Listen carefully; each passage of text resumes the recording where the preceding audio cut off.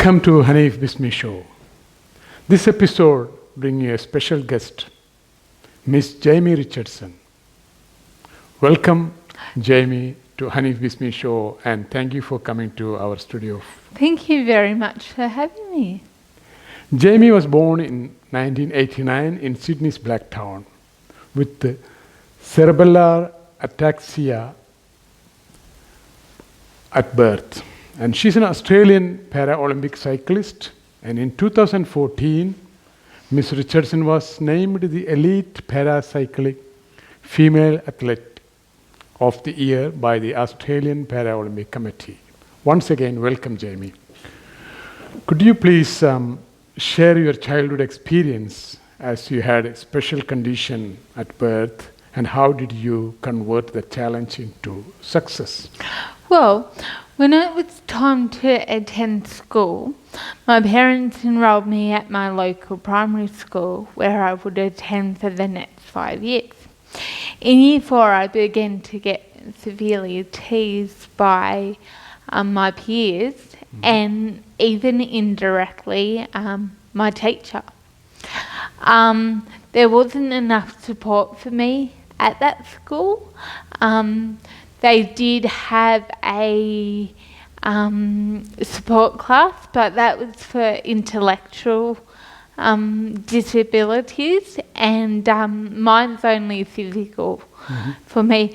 So Mum and Dad were advised by the special needs teacher to get me into Jasper Road Public School. And this school catered for physical and intellectual disabilities as well as mainstream able-bodied students. It was at this school that I not only found my love for sport, but I also found that I could help others older or younger than me overcome their disabilities. And so there was no more teasing, no more tormenting, and Jasper Road really brought me out of my shell. Oh, that's great. And please tell me how your journey from this condition to achieve elite Paralympic. Well, I started swimming because of Jasper Road. And I went on to compete at national level disabled swimming competitions. But in 2004, a South African lady who competed at the 2000 Olympic Games, between 2000 and 2004, she unfortunately had an accident and lost the lower part of her leg. And she became a Paralympic athlete.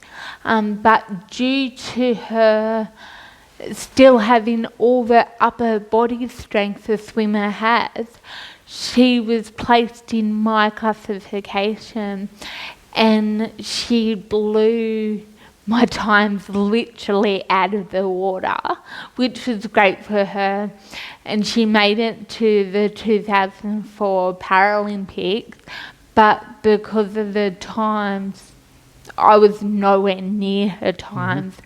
So it was 2004 where I decided I needed to find another sport to achieve my dream, and I saw a interview with Claire McLean saying they desperately need more female cyclists, and I answered her call even though I had only come off my training wheels in 1999, so a couple of years earlier, and I ran under my dad's parked truck and cut my arm open.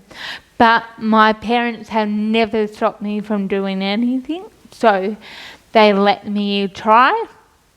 I met my coach, Tom Skulander, And from 2004 to 2006, I trained with Tom On cycling. for cycling. Yeah. And in 2006, I made my first national team, winning a silver medal. And So that did you bring your silver medal? no, not that one. And for that silver medal, that got me into the World Games in France, overseas, my first overseas trip, and this is So where... your first overseas trip was to France. To France, representing yes. Australia.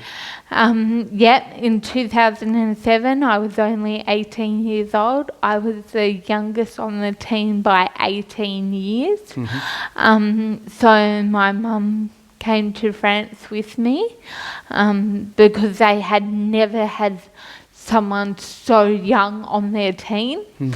So we went off to France and I rode in the 500 metre time trial where I broke the world record. Oh. So in France you break the world record. Yes. In 500 meters. Yes. Okay, that's a great achievement. And so, what was your motivation and best support for you to achieve the position as elite para cycling female?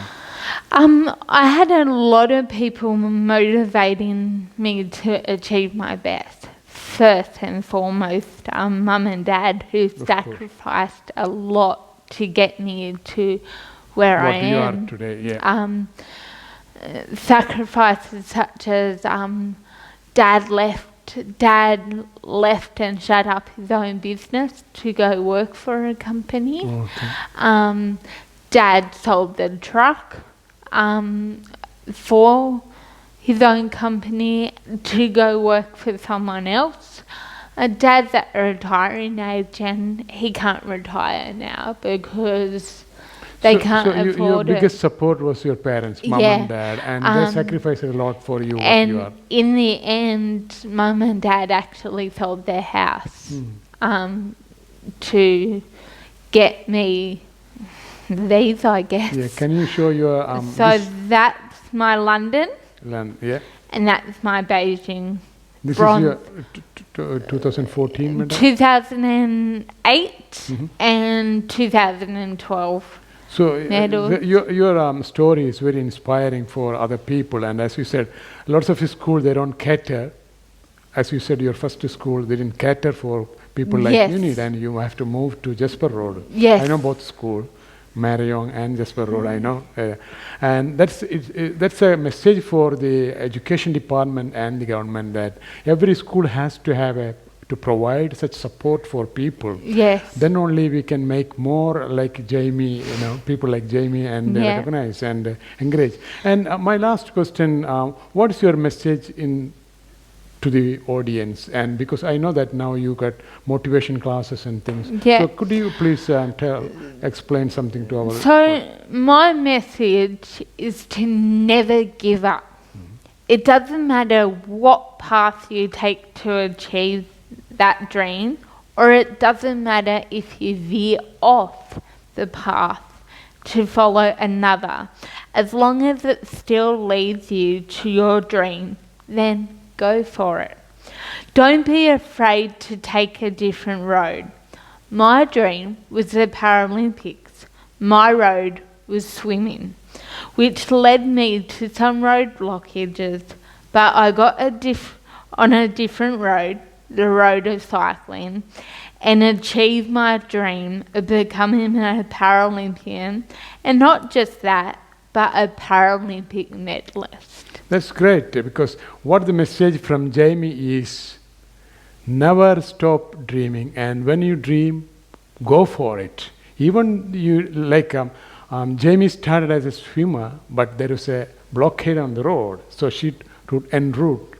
So she changed her road to achieve what she is today. So go for your goal and make your dream come true. And one more thing I'd like to add. Yes, I'm a Paralympic cyclist. Yes, I'm a Paralympic medalist. But probably the most important thing ever in my life is I'm a mother of two. And Jamie today have mother of 2 3-year-old and 5-year-old, Yes. and a boy and a girl. That is a blessing as well. And she's a mother, and she's a sports person, and she's a motivate speaker and inspiration for many, many people, not only in Australia, around the world. And once again, thank you for coming, Jamie, and thank you for my audience watching Hanif Bismi show. Thank you.